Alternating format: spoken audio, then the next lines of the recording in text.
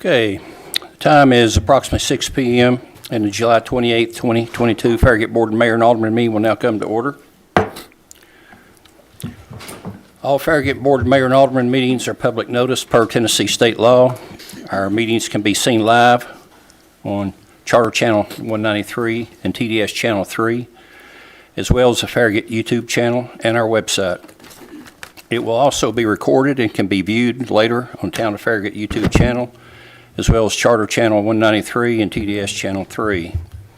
Concerning the regular posted agenda, if you're interested in speaking, we ask that you fill out a blue card with your name and address and agenda number on it and turn it in to the town recorder, sit down here at the front, and before the start of the meeting.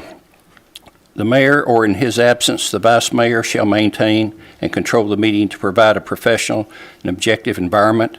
So please read the posted comment protocol and understand there will be a 5-minute limit for each speaker, and please stay on topic. At the end of tonight's business meeting, there will be some time reserved for our other public comment under citizens' comments agenda, and these will be for items that are not on the posted agenda. So we will start tonight with a silent prayer, and it will be followed by a pledge of allegiance to our country's flag.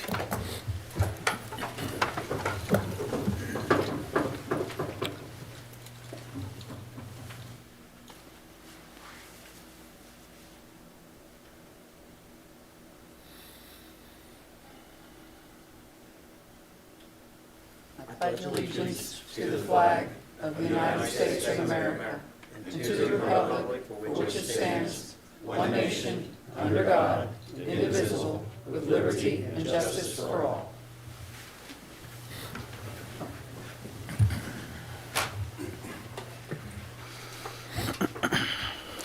Okay, I will ask the town recorder to please take attendance roll call for a quorum. Alderman Burnett. Here. Alderman Meyer. Here. Alderman Pinchuk. Here. Alderman Povlin. Here. Mayor Williams. Mayor Williams here. Thank you, Allison. We do have a quorum. Okay, approval of agenda. Is there any agenda amendments? No, sir. With none, I'll ask for a motion, please. Move to approve. Second. Okay. All in favor of approval, please say yes. Yes. Let the record show that July 28, 2022 agenda has been approved without any amendments. Approval of minutes. Any amendments? No, sir. Move to approve. Second. Okay, all in favor of approval, please say yes. Yes. Let the rec- Alderman Pinchuk abstains. He wasn't here for the previous meeting. Okay, thank you, Alderman Pinchuk. Let the record show that July 14, 2022 minutes have been approved and will be recorded as official minutes of that meeting, and we will amend that Alderman Pinchuk was absent for that meeting. Okay, Mayor's report. I want to start the meeting tonight with a presentation of a plaque to Ron Pinchuk for his years of service as a board member, and of course other agenda items that he's worked on for all of us as far as the projects and the legislative changes that we've made. He's been a leader, and we sure will miss him. So I want to get this out here with you. Let's go out front. So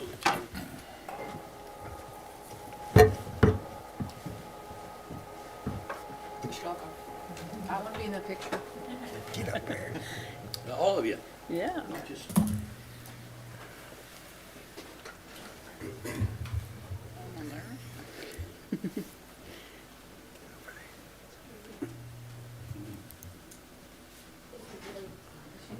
Closer together.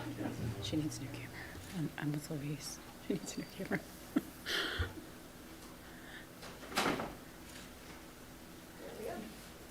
Thank you.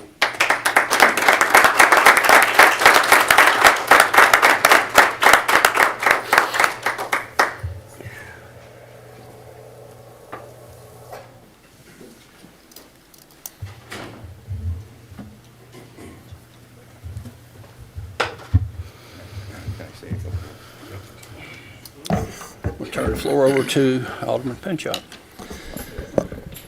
Wow, this has really been special. I really appreciate everybody that's come out to the reception and I do have a few words I would like to say. I've spent much of the past 8 years working for the town of Farragut, and it has been very, very rewarding. We, the board, and Mayor Aldermen and the town staff have accomplished so much, and I am very proud to have been part of it. I'm not going to list the achievements. I have some listed here, but there's so many good ones that I got at least 10 here. But anybody knows me knows that McPhee Park was high on my list. So I'm so glad we've gotten that through. I have been fortunate to work alongside exceptional board members over the past 8 years, and I want to give a special thanks to Mayor Ron Williams for his strong leadership. I've enjoyed working with our town administrator, David Smoke, our department heads, and all the members of the town staff. I've gotten to know them very well, and I'm so impressed with the work they do. They have been very professional, caring, personable, and have made my 8 years' experience exciting and memorable. A special thank you to all of them.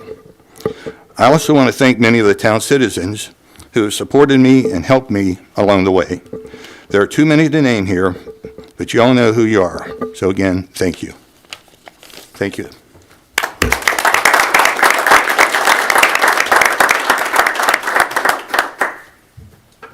Okay.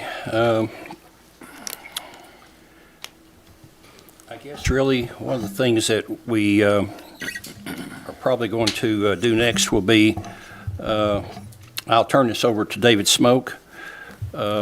We have a special presentation tonight, and David's going to fill us in on that. Yeah, a couple of things tonight, Mayor. Thank you. This is Parks and Rec. Allison, you messed up. You got it going before I could even say anything. This is Parks and Rec month, and our staff, Grayson and Wendy, worked really hard on doing this video for you. So we're going to play this so everybody can really celebrate our park staff.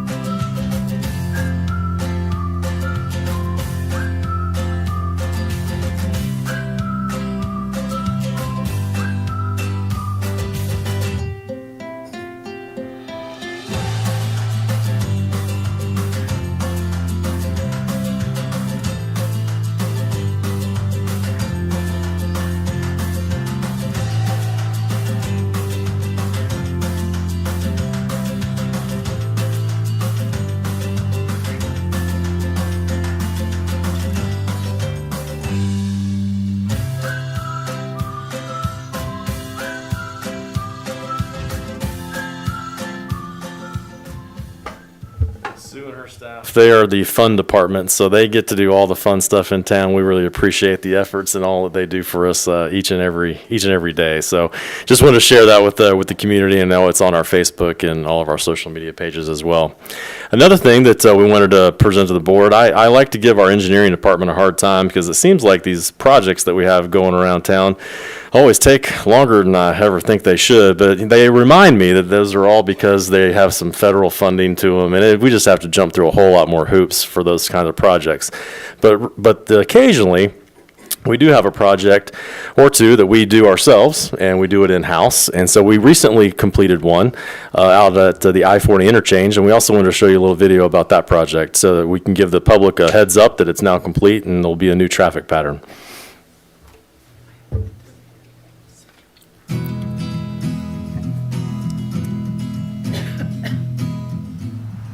Hi, I'm Brandon Tupper, the Assistant Town Engineer. Behind me, you'll see the Campbell Station Road and I-40 75 interchange.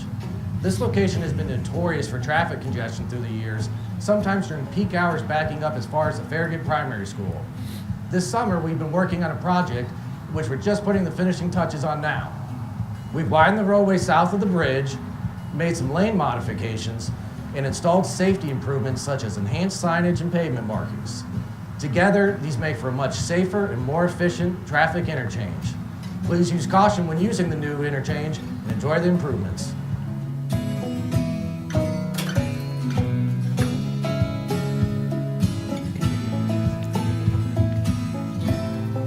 And again, they reminded me this was done a week early, so we were trying to get that done before school started, and they've accomplished that, and we appreciate all their efforts for that as well. Can I add to that, because that looks great. The project a couple of years ago was added in second reading of our budget, I think it was 2018, where we added that second lane between Snyder and the highway. And that was not a costly, overly, I think it was like $250,000, but it made a big difference for getting off of Snyder Road and making that flow better. So it's these little projects that just make a big impact on that area. And so I appreciate the engineering's attention to detail and making these things work. Yes, ma'am, absolutely. They've done a great job of finding some of these small improvements that we can do to help capacity issues, and certainly those are a couple that you just mentioned right there. So, that's all we had tonight. If you want to. Yeah, of course, this is a lot of the results that you see from this will help traffic flow where we have backups because of what's going on the interstate, and where we have people cutting through town, and because they see the backup and they come right through Farragut, and you can sit in the parking lot and watch all the out-of-state tags as they get into the turn lane right beside 35 North and take a right and then follow them on down, and you'll see them get onto the interstate. So this dedicated lane for that, and then the straight-through lane for the folks that are going to Hardin Valley and in the future to Topgolf. This will be a great asset to our town, and it will keep traffic moving until we get the new exit. So anyway, at this point, David, do you want to introduce our guest? I can, yes, sir. So tonight we asked Jeff Welch with the Knox County Regional Transportation Planning Authority to come and share with us. We work closely with Jeff and his team at TPO. I know the mayor serves on the executive committee, and Daryl Smith, our town engineer, serves on the technical committee, and looking at all of our transportation for the whole region. But obviously, we're particularly interested in Farragut as part of that growing piece of the pie. But Jeff's here to talk to us a little bit about the TPO and what they do and how they help all of our regional needs here in Knox County and the greater region beyond that. Okay. Thank you, David. Will I just prompt you to one of the slides? Sure. Okay. When I pulled up here, I saw the parking lot was just full, and I thought, great, I have a full audience for my presentation, but they're for you, Alderman Pritchard. I'm just throwing my thumb. Well, David asked me to make a presentation last about 50 minutes. I thought that was a little extensive, but, we'll shoot for 15. Yeah. All right, thank you. I just want to go over briefly some slides of what the Transportation Planning Organization is, who we are, our constitution, quote unquote, and how we're structured and our major roles and responsibilities. Then end with a slide about the projects that we have supported here in the town of Farragut over the last 10 years, and you'll be surprised. I was surprised at the dollar amounts that we have contributed to projects here in the town of Farragut. Thanks. Excuse me. So Metropolitan Planning Organization is what our official sort of designation is, but we call ourselves a Transportation Planning Organization. It's required by federal legislation that any urban area over 50,000 population must have a MPO. There are about 420 MPOs across the country, from the New York cities to Cleveland, Tennessee in size. So in Tennessee, there are 11 MPOs. The four large ones, as you can expect, Memphis, Nashville, Knoxville, and Chattanooga. Then which are over 250,000, which we have different requirements, and the smaller MPOs that are in, like say, Cleveland, Lakeway, up to Morristown, and the Tri-Cities, and Clarksville and Jackson. So those are the MPOs that we work together primarily to be as a conduit between federal and state to local governments in transportation planning. And our requirement is that we must have an ongoing, continuing transportation planning process. We must be comprehensive, looking at land use and transportation and how those both impact each other, plus then try to do a coordination effort between all the federal and state and local partners. So that's our role and effort, and we have a few requirements that we must undertake to do that. Next slide, please. So our Knoxville urbanized area, as you can imagine, if you've lived here for 30, 40 years, we have grown as an urbanized area. So our boundaries are defined by the census, and while the Census Bureau says, here's your urbanized area, it's not bounded by city limits or county limits or anything of that nature. So in 1990, our urbanized area was in yellow. Next slide. In 2000, our urbanized area grew to south on the Chapman Highway, further out in Blount County. We quote-unquote picked up Lenore City. Loudoun County became part of the urbanized area, parts of up into Anderson County a little bit. So our urbanized area grew in 2000. Next slide. In 2010, as you can see, we really fingered out Tellico Village, Oak Ridge, Clinton, more into the Sevier County, very close to Sevierville along Boys Bridge Highway, and picked up more out on Straw Plains, Asheville Highway, again, more Knox County.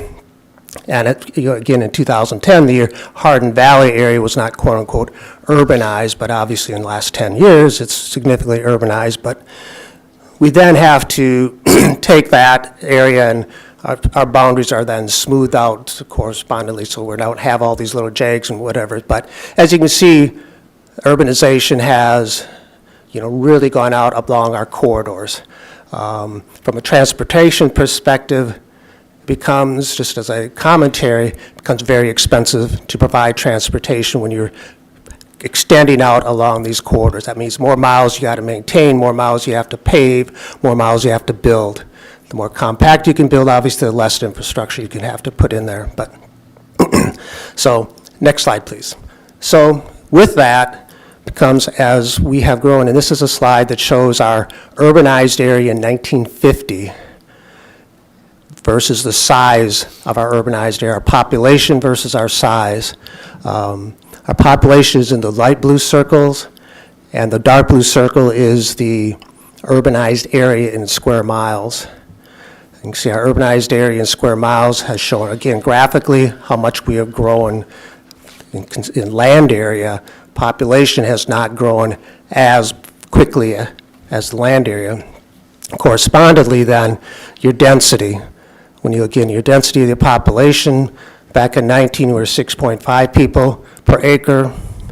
2000, we're 1.9 people per acre in the urbanized area. 2010, 2.0 people per acre. You cannot provide efficient public transportation to people at 2.0 per acre. People ask, we need public transportation, or we want sidewalks. When you're urbanized like that, it's very inefficient and not a wise decision to make. Again, sidewalks or public transportation in the suburban areas where it becomes very inefficient to do so. But we still get constant, calls for doing that. We'd like public transportation out in, well, even Farragut. You're not a very dense community, or Maryville, Alcoa. You don't have that density that can really support a good fixed route public transportation. So that's some of the challenge. We're a growing community, but we're not growing into the areas that really make efficient any type of infrastructure, actually. So next slide, please. So our commuting patterns, obviously, too, when you see the growth that is seen in the urbanized area, we are spread out. People work and live in many counties. Approximately, I can't quite read it from here, about 16,000, I think, live in Knox County and work in Anderson County. About 11,000 live in Knox County and work in Blount County. 14,000 live in Blount County and work in Knox County. So we really are connected. We're connected through jobs, shopping, transportation, streets and highways. So no one community thrives on its own. Denso and Blount County, about 50% of their workers live in Knox County. They have about 4,000 employees, but about 2,000 of those live in Knox County and work at Denso. Obviously, you can see the commuting from Knox County to Oak Ridge with the labs and things of that nature, how many people live in Farragut that work in Anderson County. So again, we are really all connected through jobs, employment, shopping, transportation, and other things. Next slide, please. So our current TPO area, again, the Transportation Planning Organization area has been smoothed out. We include all of Knox County, Oak Ridge, and again, down to Loudoun, Lenore City, Maryville, and Alcoa, and Seymour. So that is our area that we are providing transportation planning services to the communities, counties, and cities and counties in that, those geographic area. Next slide, please. So our TPO membership are these counties that are involved here, listed up there. So 5 counties and 7 or 8 cities, and then our partner agencies are East Tennessee Development District, TDOT, and the Tennessee County Highway Officials Association are serving on our committees. Now, I have non-voting members. We are partnering quite a bit with Federal Highway Administration and the Federal Transit Administration. Next slide, please. So our TPO structure, as David indicated, we have an executive board made up of the mayors of each of those cities and counties and the governor or his representative. So that is our executive board. Then we have a technical committee made up of engineers and planners from those counties and cities and TDOT. And again, Darrell Smith serves on our technical committee and Mayor Williams serves on our executive board. So the staff is what I'm responsible for as a TPO staff director for that. And then we have occasionally working advisory groups and then input from the public process. And that's part of the effort here is, again, engaging the public and trying to make decisions on transportation planning needs and concerns and opportunities of the next 20 years. Next slide, please. So we have some core functions. I won't go into detail on all these, but our board approves a work program that types of projects and studies and that all of us and our partners will engage us on an every 2-year basis. We must develop a long-range transportation plan, and I'll touch on that a little bit more briefly, that looks out 20 years and it's updated every 4 years. And from that long-range transportation plan, we then create what's called a Transportation Improvement Program, or typically you would know as a CIP, a Capital Improvements Program. And that's updated every 3 years, and we're in the process of finalizing that in the next 90 days. Then we must develop a plan that how we are going to engage and try to engage the public as we develop these plans and programs. Next, please. So we recently, this past spring, a year ago, the board adopted a Mobility Plan 2045. And identified in that is our long-range plan to the year 2045 with state, local governments, cities and counties in developing that transportation plan with community input as best we could through COVID, through a variety of online resources, which I'm sure you all tried to do the same things we did the last 24 months. But we identified approximately 134 projects and about $4.5 billion worth of funding for this urban area, with federal funds going through TDOT and funds that are generated locally with local funds, as well as money that the TPO manages. We have about investment of about $1.2 billion in transit projects, and then total investment of about $5.7 billion over the next 20 to 25 years.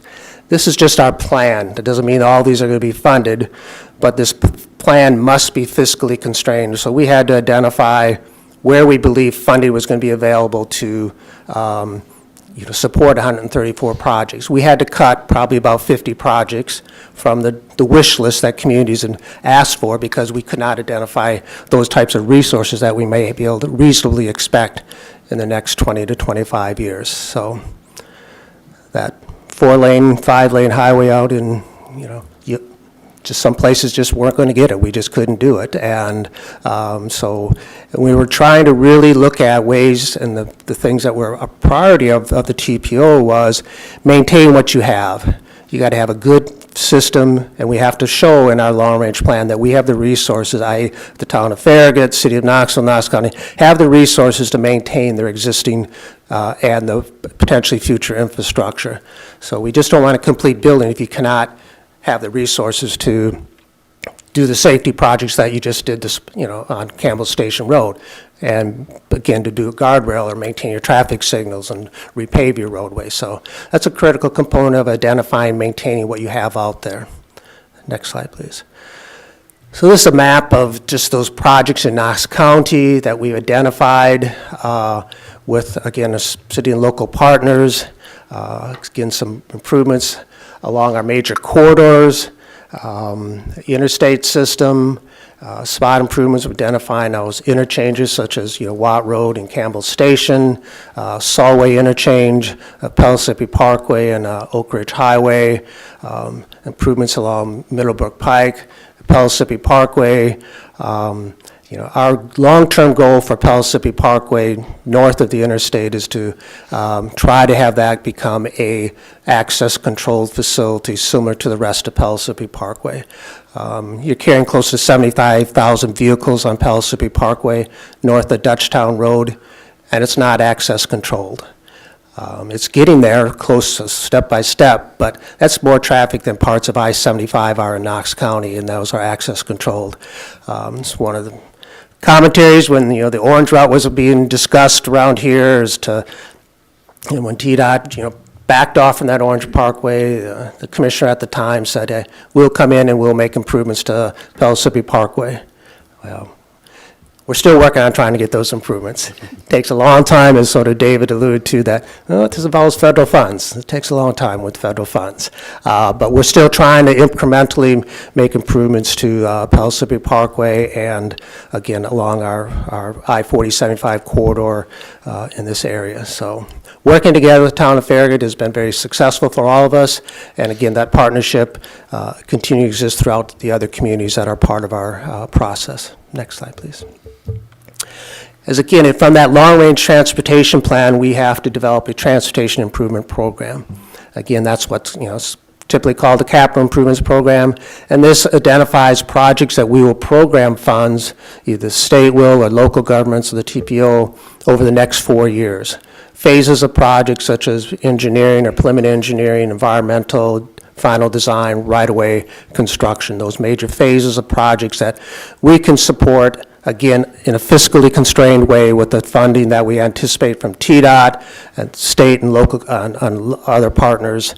So we have developed a draft of that transportation improvement program that, in fact, yesterday we did a review with our executive board on that. There's about 60 projects in that transportation improvement, that draft TIP, and it's on our website if you want to visit that website to look at it. Again, we were very fiscally constrained, as everyone else. It had to be fiscally constrained, and we accepted no new projects because we just had enough money to cover the cost overruns of projects that were already in the pipeline. So we had to tell our local partners that don't ask for anything new, because we don't have money to pay for anything, to even program anything new for the next 4 years.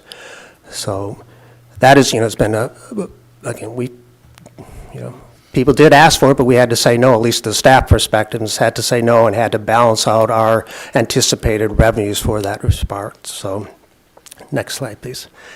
There always seems to be a lot of, at least earlier this spring, late last winter, the whole infrastructure bill passed at the federal level, at the congressional level, a huge influx of transportation funding. We were anticipating, when we got down to the bottom line of how much money was going to be, for lack of a better term, trickling down to our level. You can see in fiscal year 2021, our allocation under the previous federal transportation bill, our organization received $11.6 million of money that we have very flexible resources to be able to do with our surface transportation block grant. Under the new bill, it increased by $1.1 million. About a 10% increase. Again, last 2 years, you've seen, inflation's gone and construction costs have gone way up, barely, not even enough to cover our cost increases. We have another source of funding that we received, it's called Transportation Alternatives. That increased significantly, like 100%. It went from $766,000 to $1.5 million. Those monies can be used for bicycle and pedestrian, greenway, sidewalks, and things of that nature, improvements that we're allowed to be able to spend money on. And we, select, again, $1.5 million doesn't go very far. $11 million or $12 million doesn't go very far. This is not, you may be able to build a mile of road with $10 or $12 million anymore. So, and then we've received, combined funds That, again, about a 15.4% increase.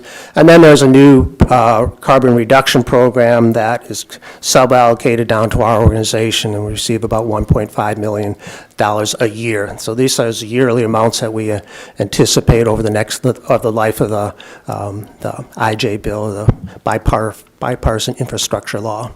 So that is the money that our board controls, that what Mayor Williams sits on, is that they decide how we will spend those dollars in our urban area.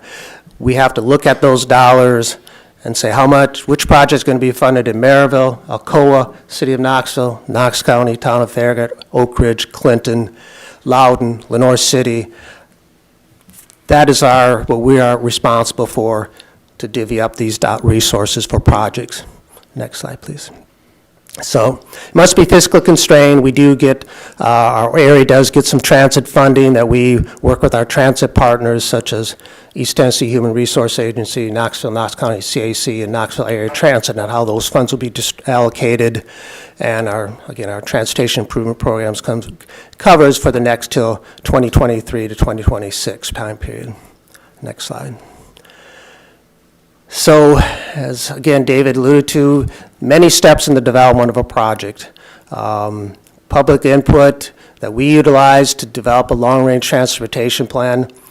If a project wants funding from any federal sources, if it's not in the long-range transportation plan, it will not receive federal funding. The bottom line. You won't be eligible for federal funding. Whether it's state, administered federal funding, such as on the interstate system, or their federal funds that they receive, or the federal funds that we have. It's not identified in the mobility plan. It cannot move to the transportation improvement program, where we program funds. So that's the critical component of it, and that's why it's so important to be engaged in the transportation planning process. And once it's in the transportation improvement program, there's a whole process of working with TDOT to get the funds obligated, but then you move into environmental studies, engineering, right-of-way construction. So several steps along the way. Next slide, please. So our planning process is usually a 2 to 3 year process of developing the mobility plan and doing the TIP. Again, and we have to do this mobility plan every 4 years. So it takes us about 2 years to do it. We get 6 months of rest, and then we start up with the next mobility plan. And if you imagine, not a whole lot changes in 4 years, at least from a construction of roads and transportation infrastructure. Yeah, our community grows, but you're lucky you can build a road or even a sidewalk sometimes in 4 years. So. Can I ask a question? Sure. When is the next, so you just did it in 2020, so 2024 you'll be updating the mobility plan? Yes. So if there's a project that the public has identified they'd like to see in that mobility plan, they need to be involved to generate some energy behind a certain project to get it into the mobility plan if there's any hope that it'll get any funding? Yes. Okay. That is the time to do so. That is a time where we drop projects too. There are projects that are maybe on there that a community chooses they don't want to pursue. There's a change in administration or elected officials, and they say, well, we've had that happen several times where it's just, okay, this is a higher priority here because of an economic development project or something like that. Okay? Thank you. Sure. So it's an ongoing process, and again, that's where... One other question. Sure. So your tip, you just said you're not entertaining any new projects for this 2020 to 2023 to 2026. Yeah. So in 2026 is when you'll entertain new projects? Yes, so it'll be probably Possibly. beginning that, yeah, possibly, yes. Okay. Yes. So 2024, you'll do an update. If you can manage to get a project on that isn't on there now, you may be able to bring it up for funding in 2026. Yes. Thank you. And I hope not to be around to be able to do that for you, so trust me. I'm with you. Yes. Next slide, please. So again, just really typical project implementation, 4 to 11 years when you're dealing with use of the federal and state funds. Things have really slowed down. I hate to say this, it's just with environmental studies, the staffing issues, they're just in the public and private sector, there's just the resources that aren't out there to get projects through that process, through the pipeline as quickly as they used to be. Engineering design, getting through all this state approval process, right away. I've heard that there's really difficult in finding, people that will acquire the right of way. They're just the appraisals and all that stuff are just not enough appraisers out there. So, things are just really slowing down. Then right-of-way acquisition and dealing with utilities. We've heard that dealing with utilities can be very, very difficult and very, very slow. Trying to relocate poles, you got a power pole, and, 25 years ago, there might have been Ma Bell was on there and LCUB. Well, now it's 10 other utilities are on these poles, and you got to deal with 10 other utility companies to get those all relocated, because AT&T can't touch WOW's stuff, and, so it's been extremely difficult. I'm glad I'm not into that type of work, but that's why Daryl gets paid the big bucks back there, right? Yeah. Next slide, please. So this is ending primarily on the projects that we funded in part and by the TPO since 2010.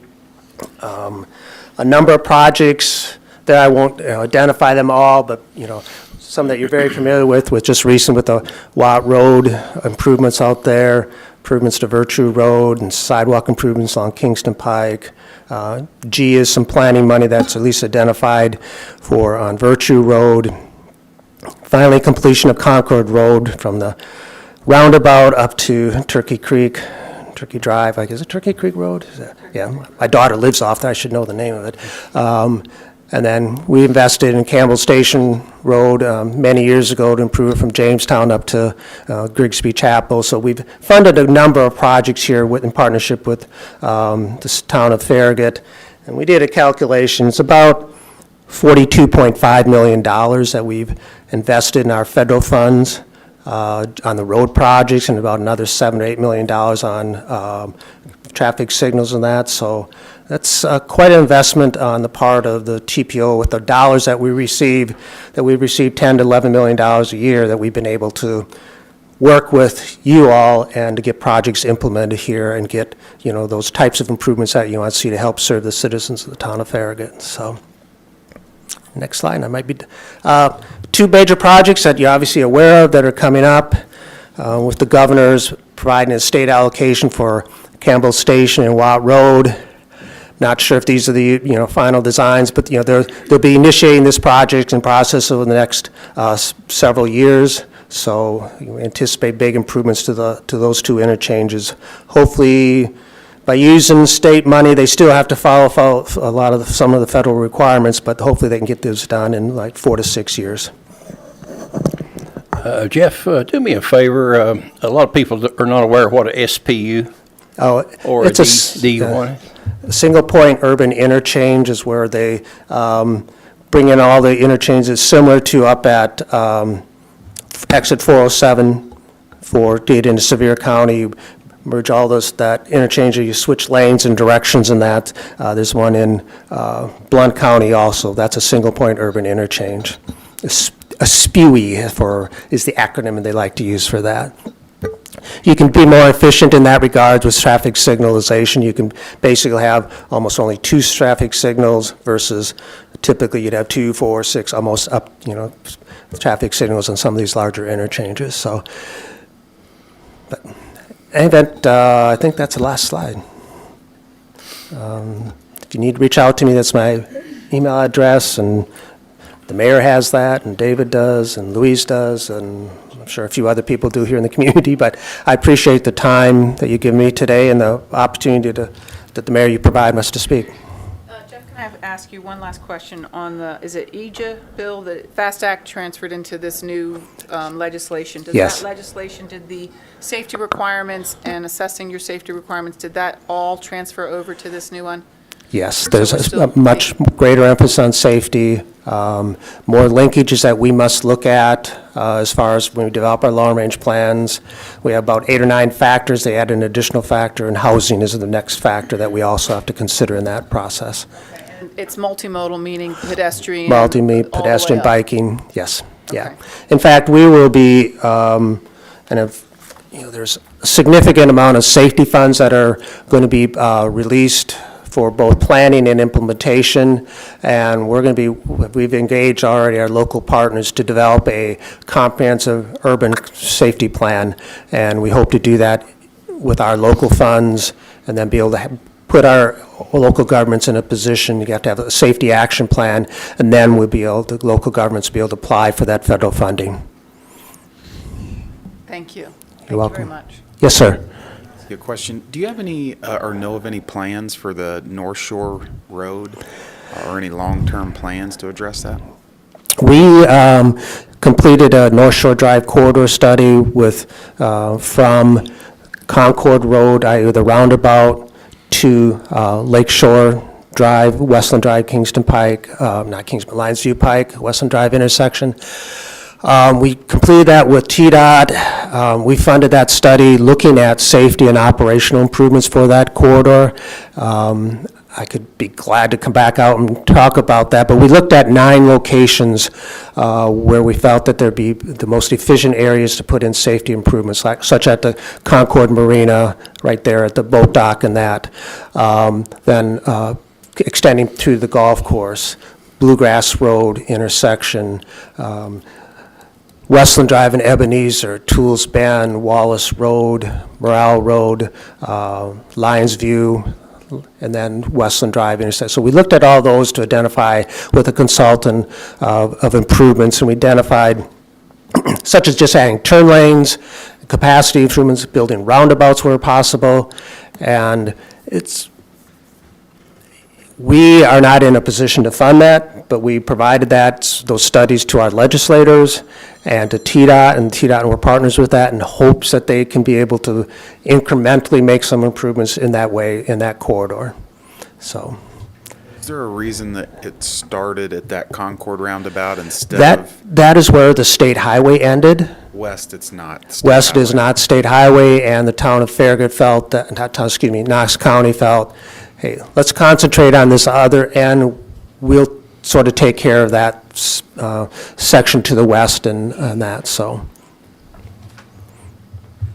But we have plans and studies for that. We have some recommendations, so if we can find the resources, even $1 million can make some operational and safety improvements work some places, so.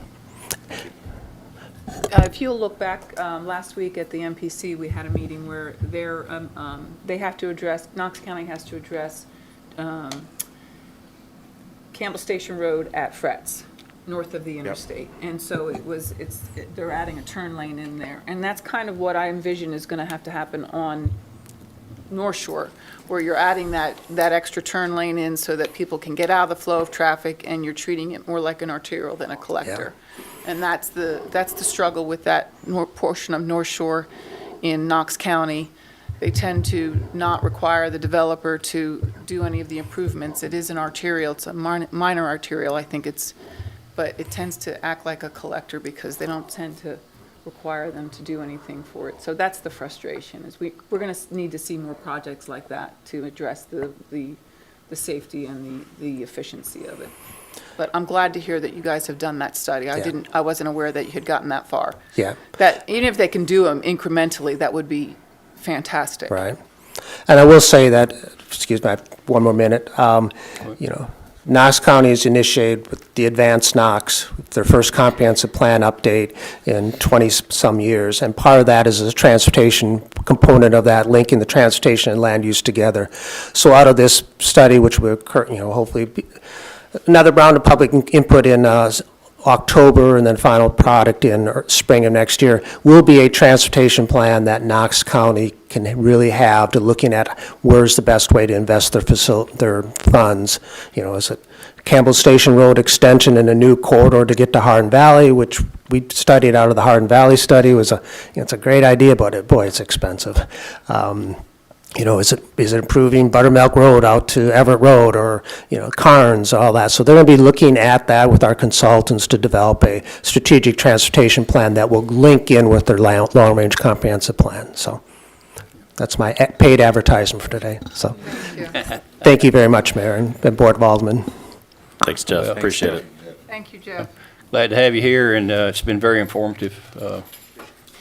There is a challenge sometime to juggle the funds to get just even the smallest project done. So, okay, next, Vice Mayor, do you have a I wanted to, I don't see Julie in the audience, but congratulate our Farragut West Knox Chamber of Commerce, for their 35 years. They celebrated yesterday with a ribbon cutting. They do a lot of work, great work in our town. They're focused a lot on our small businesses, which we have a lot of those in the area, and we really appreciate the efforts that they make. So, thank you, and congratulations. Okay, any other aldermen have anything? No. None? Okay. In that case, we'll move on to business items. We have a really busy business agenda tonight with seven items to review and consider. And we'll start off with approval of special event permit for St. John's Newman Catholic Church and School 5K race. Yes, sir. The St. John Newman Catholic School and Church is requesting a special event permit for the Mustang Miles 5K race. The race event is open to the public and it'll begin at 8 a.m. on October 1st. And the start and finish line will be at the church at 625 St. John Court. And this event will utilize some of the town's greenways. And the motion is to approve the event application involving the town's greenways for the St. John Newman Catholic Church and School 5K race. And Patrick Wade is here if the board has any questions. I'm going to move to approve. Okay, do we have any resident comments? Yes, sir. None? Discussion? We'll start with Alderman Meyer. Pass. Yes. Alderman Pinchot. Yes. Excuse me. Alderman Burnett. No questions. Questions? Vice Mayor. I have just one question. How many racers do you anticipate you're going to have on this? We would expect and hope, since this is our first, but, perhaps 200-300. Okay. We'll have certainly a good number of parishioners and school families, but then open up to the community. That's our best guess. All right, with that in mind. Yes. Because that trail is somewhat narrow for a big block of people running through. Yeah. Are you going to put signs along here to warn people in advance, hey, Yep. race coming through, so people Yeah. know Yes, ma'am. that Yeah, they're and not Sue being attacked emailed by with a mob? I emailed with Sue about that very thing. It's Sue, the Parks and Rec. Yes. Yeah. Yeah.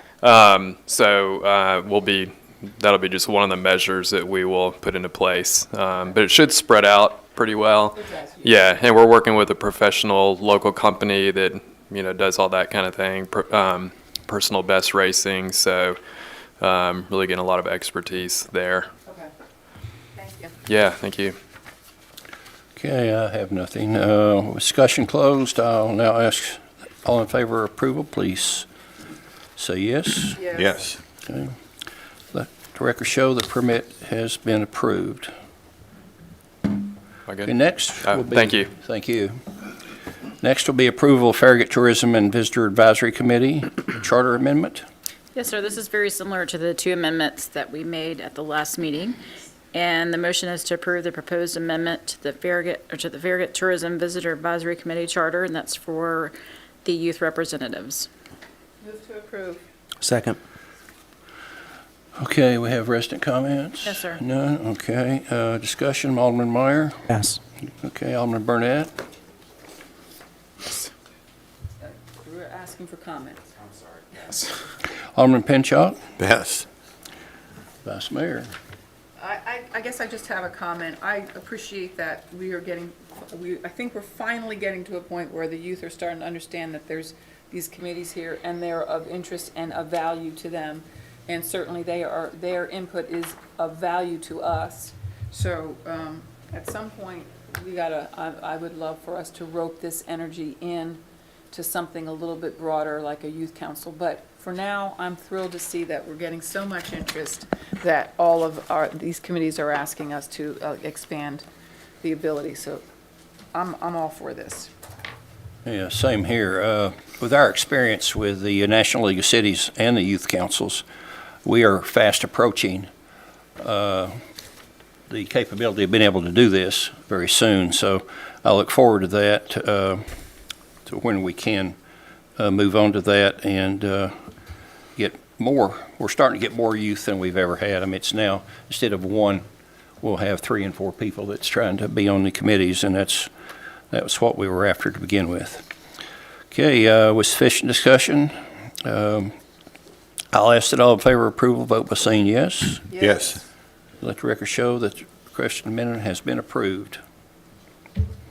Okay, next will be approval of supplemental requests from LDA Engineering, Inc. for additional design services on the Little Turkey Creek Greenway, Brookmere to Sheffield project. Good evening, Board. Brandon Tupper, Assistant Town Engineer. I'll be presenting this item. Thank you for the introduction. We're currently under contract with LDA Engineering for design of this Greenway connection. It's about 1,400 feet of Greenway between the Brookmere and Sheffield subdivisions. Design is well underway, moving along nicely. We're close to finalizing right-of-way plans.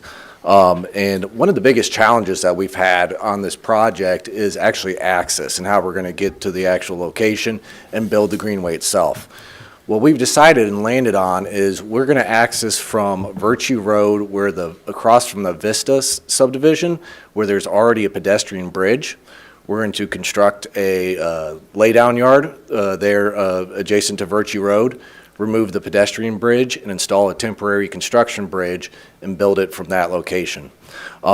Jason Elliott with LDA, he had a great idea. Since we're already there building a temporary construction yard at that location, why not go ahead and convert it into a permanent trailhead parking?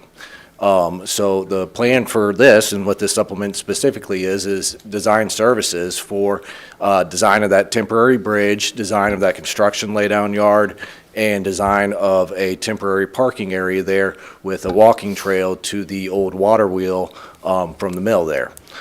So that is what this supplement is for. It's for $9,500, and we are recommending approval. Okay, and that was quite informative. Any resident Move comment? for approval first. Oh, okay, sorry. Second. Okay. That was Ron making the motion? Yes. Louise doing the second? Okay, now, any resident comments? sir. None, okay.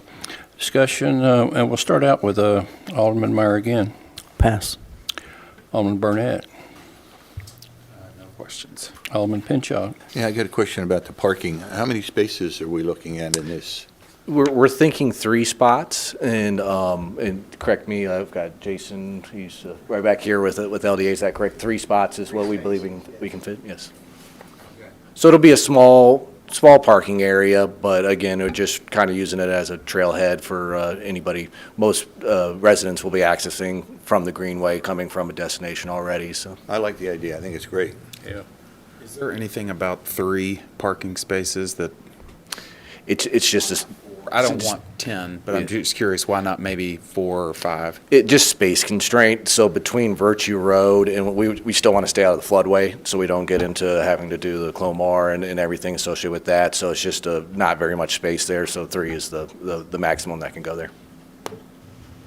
And obviously line of sight issues and all that, you guys have looked at that, it's all good. Correct, yes, and LDA is a roadway design firm as well, so they'll make sure we've got a safe access and everything. If we need signage or any guardrail, that'll be part of the design process. Like there's a driveway across the street, directly across the street anyway. So it'll close to line up with the Vista driveway right there, Yeah. and then there's also a driveway, I believe it's for the like cell tower access, it's very close to okay. that as well. Okay, so you And there's won't see actually much activity from that. residential driveway in between that as well, so. Okay. Okay. How close is this to Evans Road? The little parking lot, the entrance to it? Jason, do you know where the, Evans? to the, Off the top of my head, I don't. probably 500 to 1,000 feet to the north of that? And it shouldn't be any problem getting in and out as far as visibility and so forth. No, you got plenty of line of sight there. Burton, can I ask one more question, Mary? Sure. So if Virtue was widened, when it gets widened all the way down, this would not be in the way of that, because the widening would go to that side, whatever that is, the east side. Yeah, so we're going to offset it off of the Virtue Road, so there will be a small driveway to get it off of Virtue to hopefully provide enough space there when it is widened. It's really tough to tell until we get the Virtue Road plans in place, but if there's any modification, then that would be part of that Virtue Road project when that is designed. If they need to modify the driveway or do anything different, they would do that as part of that construction project. So you're going to be right in the middle of that kudzu then, aren't you? Yes, sir. Okay. Any more discussion? If not, I'll ask all in favor say yes. Yes. Let the record show the supplement request has been approved. Next will be request for approval of an updated concept master plan for an amendment to the town center at Biddle Farms, PCD, to include 47 townhome units in an area identified on the original concept master plan as future development. Bud Cullum, applicant. Okay, good evening. I'm Mark Shipley. I'll present this, give you an overview of why we're looking at this. Basically, when you have a rezoning in the planned commercial development district, there's three components that are required. You have a, that's part of a development plan. You have a survey of the property, a written narrative, which describes, what your objectives are with this type of development, and a concept master plan. And then once a property is rezoned, that zoning districts kind of differentiates between major and minor changes, should there be changes in the future to an approved planned commercial development project. So when the town center at Biddle Farms was rezoned, there was a couple of areas that were shown as, as future development. The developer at that time didn't know what they wanted to do with those areas. So back at the May Planning Commission meeting, the developer presented a concept on part of one of those tracks that was shown as future development for a townhome concept, and it would be now 47 units that they would be proposing, kind of in the southeast corner of the development. The floodplain would be to the east of the townhomes, and down on the lower part of the screen, that's Campbell Station Road. So it's kind of situated just to the east, kind of southeast of the multifamily portion of this project. So when that concept was presented to the Planning Commission just for their thoughts, they did feel like that was a good addition to the planned commercial development project. Having the townhomes, again, you get more people that could be within a convenient walking distance to help support the town center itself, and to kind of give it, again, more energy in that area. So they moved forward based on that feedback that they received from the Planning Commission. This would be considered a major modification to the planned commercial project, because it obviously involves new buildings and increased density, because there wasn't anything shown there on the original rezoning. So I included the information in the packet that's associated with this amendment to their PCD. When this was presented to the Planning Commission last week, they did recommend approval of updating this rezoning to add the townhomes as a component. They did have 3 subject twos, which are relatively minor, just adding a title sheet to list all the sheets that would be part of this update. To know that this is just a concept master plan, there'll be more detailed preliminary plat submittals that would be associated with the townhomes themselves and the infrastructure that will be built in association with those. And then updating some language on one of the sheets. There's a clarification also needed. I think there's a narrative that talks about 4-story, but I think the diagrams just show 2- and 3-story. This is kind of the concept that was presented to the Planning Commission of what the townhomes would look like, roughly 2- and 3-story. They would be rear loaded, alley loaded, and this is kind of a phasing plan, just showing you the overall PCD project. The first phase has been completed. That's the Aldi and part of the parking lot and access from Brookline and Kingston Pike. And then the middle phase would include some of the multifamily, a couple of buildings with the retail component on the Main Street. And then the third phase would incorporate this townhome element, the remainder of the multifamily and the remainder of the retail buildings, with a targeted overall completion date of roughly October 2024. So that's kind of an overview of what this request involves, and if anybody has any questions, I'll be happy to try to answer those. Move to approve the updated concept master plan. Okay.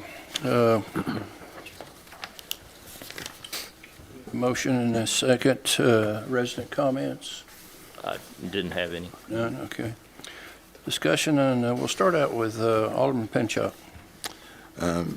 Well, as everybody knows, I've been an advocate for this from the beginning, so, but I appreciate you adding these. I really don't have any questions because I've talked about this enough with y'all, so I'm going to go ahead and pass, but appreciate the idea that you've been able to work out here. Okay, thank you, sir. Alderman Burnett? Yeah, David, who could speak to traffic and trip generation that's also included here?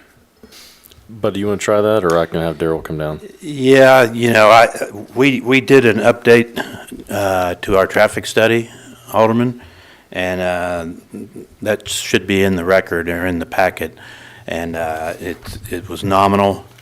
In fact, and I'm not a traffic engineer, but the traffic engineer actually said the net peak hour is only an actual 3 extra trips. But he's got a table and a narrative, and that's in your packet. So this, we felt like versus a potential commercial addition or just about anything else, that this was really, not only did we feel like it was a need for higher end, separately platted for sale townhomes, but from a traffic standpoint, it was much less of a burden than additional commercial would be. And I guess I'm talking, my name's Bud Cullum, 6312 Kingston Pike, Knoxville, Tennessee. So sorry to jump the gun on that, but I want to give a shout out to Alderman Pinchuk, especially on this, because when we first came through, we were struggling with just exactly what to put back there. And again, maybe not so much my partner, Joe Fielden, who's here, but myself, my default mode was commercial and retail. And Alderman Pinchuk came to me and with that idea, and I said, really hadn't thought about it. And I talked to my partners, Fieldens, and it really took off. And we're very excited about this part of it. So I want to thank you for prodding us out of our comfort zones. Thank you. So I do appreciate that. I would still love to get Daryl up and talk a little more detailed about the traffic.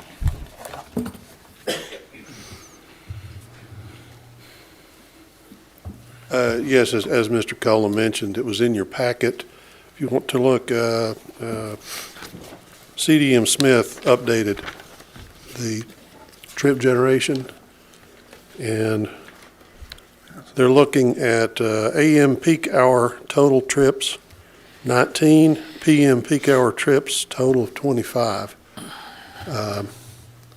Those are spread out in 4 or 5 different directions. So once you distribute all of those, you have an almost negligible impact. Well, it isn't a negligible impact.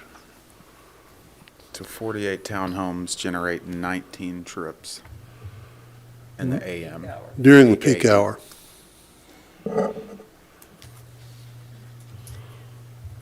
That's AM? Yes, that was the AM peak hour. And then PM was 25. I might add from my discussion with citizens that have shown an interest in townhomes in the mixed-use town center area, I'm assuming most of these people are going to be retired, and the fact that we're going to have commercial so close that hopefully they'll be walking. I mean, that's the whole idea, is to walk to either eat or shop or whatever. And so I think that's why the numbers are so low as well. Right. Well, if you think about it, if half of them get home in the evening at about the same time, that would be 25 trips. If they're retired, they won't be going out anyway. Right. Right. Or walking. What is the daily trip section? I'm sorry, the daily trips, that is the total number of trips generated by the 48 townhomes. And that is so much higher than AM peak and PM peak because It's all day. The total. I get it, but It's the adding 24-hour AM and count. PM still But equals when like you're 50. doing daily trips, it's not just the people that live there. You're talking about any people that serve that, the service people that come there, like cleaners, or it's not just the people that live there. When you talk about trip generation, when they talk about trip generation, is that accurate? That's correct, yes. Includes Federal Express and the mail and everybody. Okay. Mowers, Okay, with that's no problem. anything, Okay. any of the service people that are coming through. That's why you see average daily trips for single-family residential so high. It's not necessarily the people that are coming in and out, but also all of the service that comes in and out of that neighborhood as well. Except at my house where, yeah, it's 10 or 12 trips a day, so. Okay, on Burnett, you still? No, I don't think so. I guess, traffic is a major thing on my mind, and I was It is. not happy at first seeing this. Seeing the data paints a very different picture than what was initially in my mind, but I'm thankful for the projects we have that are addressing traffic, but they've got to stay on top of it. Sure. And I am concerned about this area of town and adding more and more to it. Reading the data here makes me feel better, but I'd still want to hear from an expert about it, which is why I asked you to come up front. But Sure. it's heavily on my mind as well as many others up here, but the data help ease me into feeling better about this, even though I'm not as excited as Mr. Pinchuk is about it. Call anytime. You're considerably younger.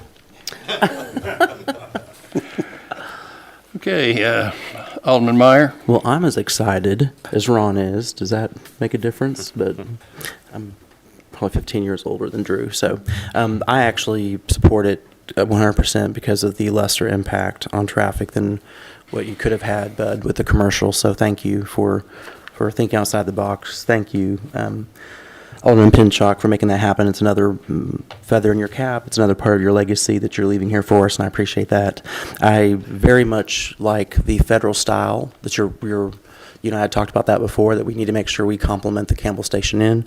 Looks like you're definitely doing that, so I 100% support the project and the change. Okay, Vice Mayor Povlin? I don't have any questions. Aye.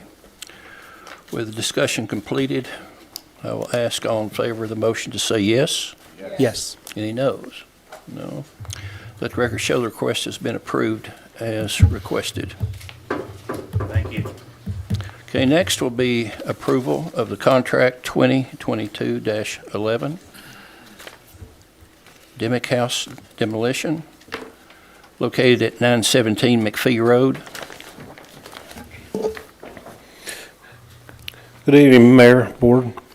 The purpose of this agenda item is to consider bids,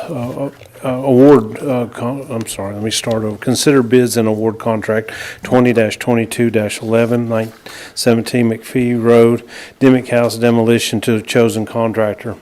In our long-term planning of Phase 3 McPhee Park, this dwelling was slated for removal upon completion of that area of McPhee Park.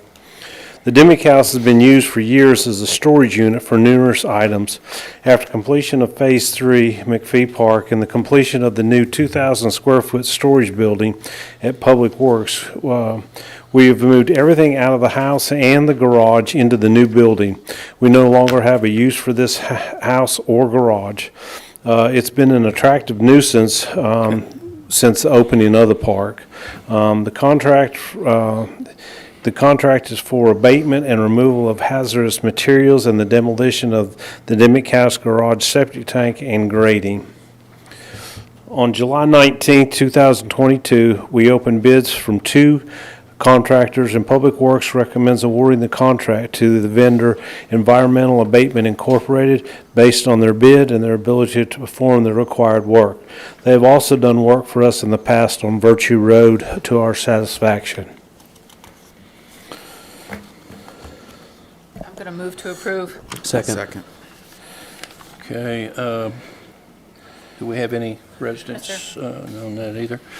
Okay, Bud, is this group the same ones that did the burned-down house? Yes. Okay, yeah, they did a good job. Okay, Alderman Meyer, you're next. Pass. Alderman Burnett, No questions. Alderman Pinchot. I'm just so glad to see this finally happen. I look forward. Same here. Vice Mayor. I have none. Okay, with discussion complete, I'll ask all in favor vote by saying yes. Yes. Let the record show the contract has been approved as requested. Thank you. Thank you, Bud. Okay, next will be approval of Resolution R 2022-09, adopting changes to the State of Tennessee 401K plan. David? Give this over to Michelle Pence, our HR manager. Okay. I great. tried to get David to do it, but. All right, this report just kind of explains to you, we did a benefit review in the spring, and 401K was one of the options where we found we could be more competitive. Recent studies from investors say that anyone under the age of 40 should be having 10 to 15% of their annual wages into their 401Ks. Currently, our staff was averaging between 6 and 7%. So obviously, there was some room for improvement. So we recommend that we would go with a 6% contribution upon hire. That would not require an employee match. We've always had an employee match before. And then we would still have a smaller section that is still a match that goes based on tenure. The funding for these change into the 401K was already approved in the budget. And the town's contribution currently averages right around 7%. Changing it in this manner would take us to about 10%. So staff recommends approval to change the 401K plan.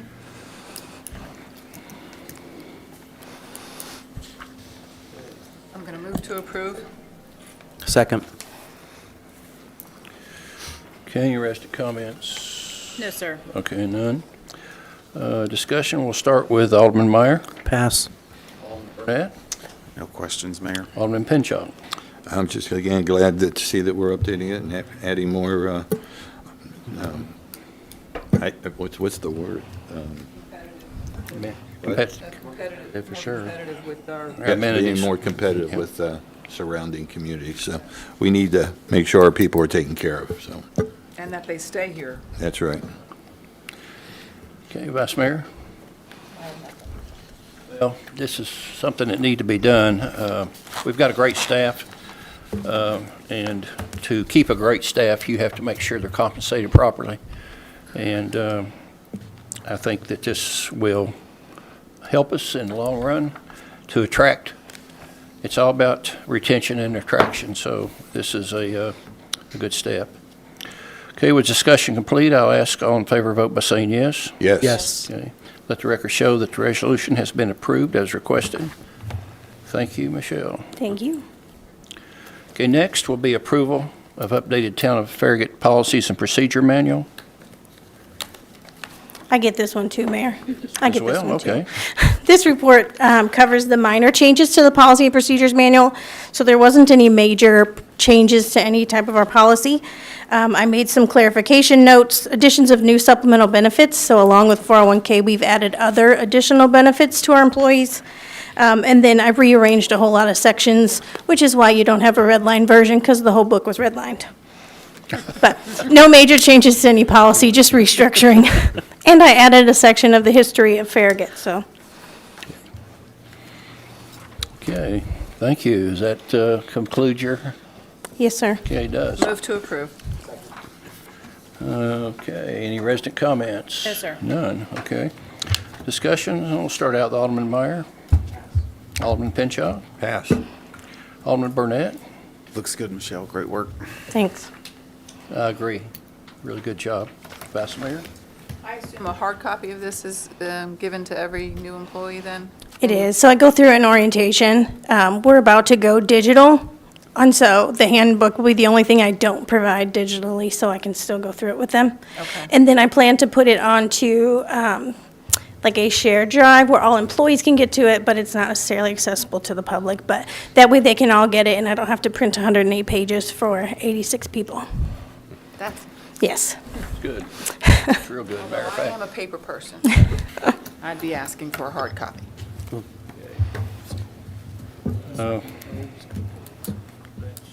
Discussion completed. I'll ask for all in favor vote by saying yes. Yes. Record show the update has been approved as requested. Okay, next will be the town administrator's report, and I'll turn the floor over to David Smoke. Thank you, Mayor. Just a couple of updates tonight. First is when we had the Dimick House demolition, we got great news this week that we got a grant for $25,000 from the Boyd Foundation for a dog park, future dog park, to go in that location. So this will allow us to go ahead and clear the land, get it ready to go for when we actually do have a design in place and be able to build that dog park here in the next couple of years. But that was great news, and Sue and her staff worked hard on that, so I congratulate them for receiving that grant. Next up, next week, actually a couple of weeks, we're going to be starting our Intro to Farragut class for 2022. We have 22 residents that have applied and gotten into the class. That starts on August 10th with the kickoff meeting here at Town Hall, so we're excited about that class. I know next week is Election Day on August 4th, so state, federal, and local elections will all be decided on that day. And then the following Monday is our first day of school. I know that everybody's looking forward to that and all the added people that are back in town starting on that Monday. Be patient. Traffic around school the first couple of weeks is always a little dicey as people get used to going to their new school, the new traffic pattern. But usually after a couple of weeks, it starts spreading out and getting back to where it is. So again, that's on August 8th on that Monday. So with that, that's all I have to report, Mayor. Okay, sir, thank you. Town Administrator. We completely forgot. And I asked Ron at the beginning of the meeting to announce that our elected official from Knox County Commission, John Schoonmaker, was here. And then, of course, we got into our meeting, because no one special ever comes to our meetings, John.